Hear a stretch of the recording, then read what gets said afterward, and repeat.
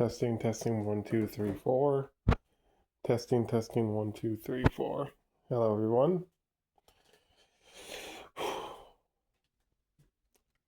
I should be winding down and getting ready for bed right now, but I thought of this and I just have to make a video about it. So, ever since the finale aired on YouTube, I've been watching reactors react to it, and a lot of them are asking similar questions to each other. Basically same questions. And this one question, I'm going to make this video. How did CNA get all the brain scans of these random people? Like, how? And at first, I thought this question was silly. We know how, at least most of them, Kinger and some of the early ones were probably, employees. And we heard that Zubel and Pomni just like to explore abandoned buildings, and, they went in there and found it. And we know Jax was the same. We see it. He ran away from home and he was staying in the abandoned building. And while he was in there, he must have, put on the helmet or headset, whatever, and then took it off and moved on. So what's hard to understand? What's the question? But then I got to thinking, what about Gangle and Ragatha? And that's when I realized, oh, wait, hold on. Maybe there's an actual merit to this question. It isn't a dumb question. So I already kind of had a headcanon when we heard that she was a real estate agent in episode 5. And then we see what happens, how she got there in episode 8. And my headcanon already formed. She was probably going to CNA. This was probably around the time they were shutting down. So they were probably going to sell the building. So Ragatha, being a real estate agent, was probably looking at the building to try to see if she could try to sell it or something. Probably the owners of the building that were selling them to her were probably the guys she was referring to when she put on the helmet and said, "Guys, can you help? I can't take it off." So it was probably the owners of CNA, probably can't enable themselves, that she was talking to, or whoever owned the building at the time, because who knows. But now the biggest question is, what the fuck? How did Gangle get in there? Did Gangle explore the abandoned building and put it on? No, it doesn't seem like her. Zubel and Pomni both say they do that, and we know Jax did it because he was a runaway and needed to hide somewhere, so it didn't matter where he hid. Why would Gangle? So what is up with Gangle? How did Gangle get her brain scanned? Zoe, that's her real name. How did Zoe get her brain scanned? Well, I have a crazy theory. A theory that it's just crazy enough to be true. What if someone who knew about the circus, someone who worked at CNA and knew about the digital circus, and just so happened to be friends with Zoe, after her accident with the truck, worried she was going to die. So either that person, whoever this mysterious person was, possibly Grant, aka the real Kinger, or maybe someone else, maybe Destiny, maybe one of Kinger and Destiny's kids, maybe the real life Zubel. Nah, I don't think so. I don't think they know each other like that. But someone, doesn't matter who. I mean, it does matter, but we don't know, so screw it. Someone either wanting to save Gangle, not knowing if she was going to survive after the accident, either asked her, or if she was, still in a coma from the crash, maybe they couldn't ask. So what if they put it on her? They put the brain scanner on her while she was in the hospital as a way to save her life in case she didn't make it. So there would always be a her that exists. So either she was awake and she agreed to this as a just in case, or this person did it without her permission while she was unconscious, which seems a little scummy, but I guess it was for a good cause. He was trying to save her life.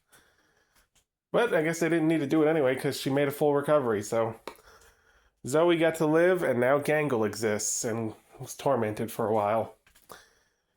But now the digital circus is a good place. So that's one theory. That's my theory about how Gangle got in there. But now it's time for the rest of them. The rest of the cast. How the hell did they get in there? Could they all have just been exploring the abandoned building? Maybe. But it seems so weird that so many different people, like if it happened once with Zubul and then happened again with Pomni, that's a little believable. Twice, all right. 3 times with Jax.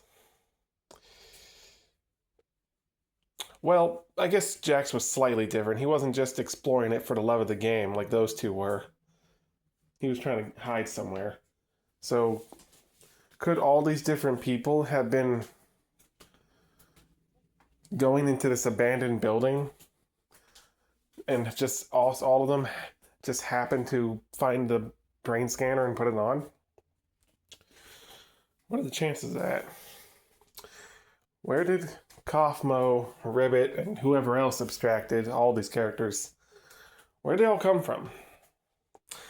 Well, if my theory was correct and Ragatha was showing up to try to sell the place, and after she scanned her brain and took it off and then went about her life, she probably did maybe sell the business or sell the building, and whoever bought it probably owned it for a while. But we know by the time of the show starting, 2017, the building's abandoned, but still has a power source so the computer can keep running.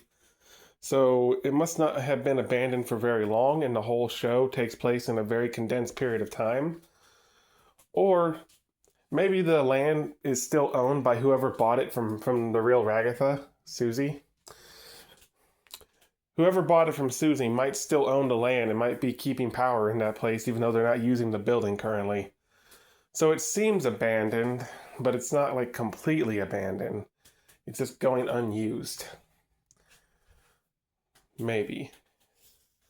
Is it possible that... Hold on. Brain crafting. Headcanon, lore, fan fiction. Okay. If the real Ragatha, Susie,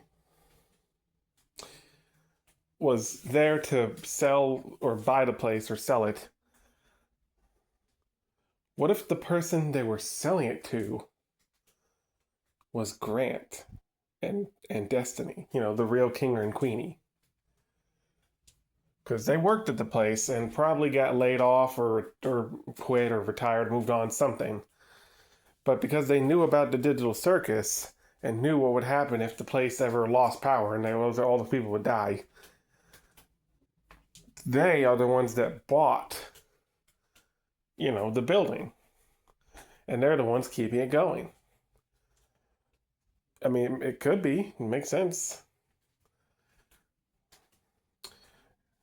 That's a theory. That's I just made that up just now, but it makes kind of sense, don't it?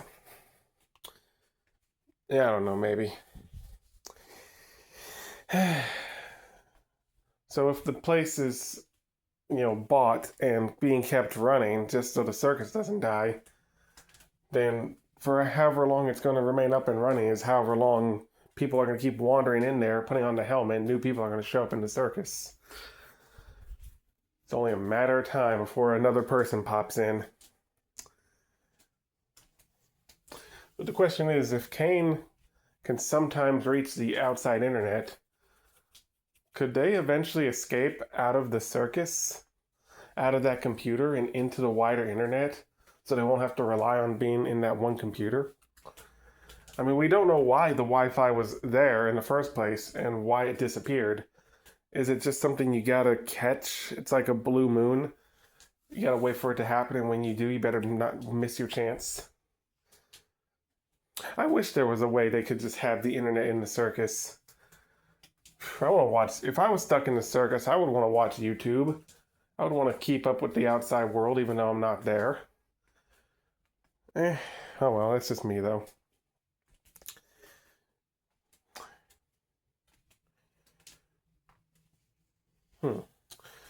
One last thing, Kaufmo. I forget the real name they gave him because Goose confirmed it, but I don't remember what it was. I think Kaufmo was trying to be a stand-up comedian, but he failed, which is why he has the whole thing in the circus about how he's not funny, but he tells jokes all the time. I hope that the real him probably took off and is now succeeding as a comedian. I hope that's the case. I hope for you, Kaufmo. I hope for you.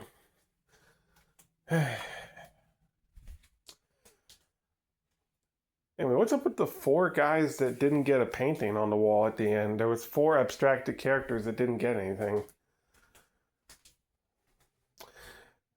I could make a video about those guys. I might do that. Maybe.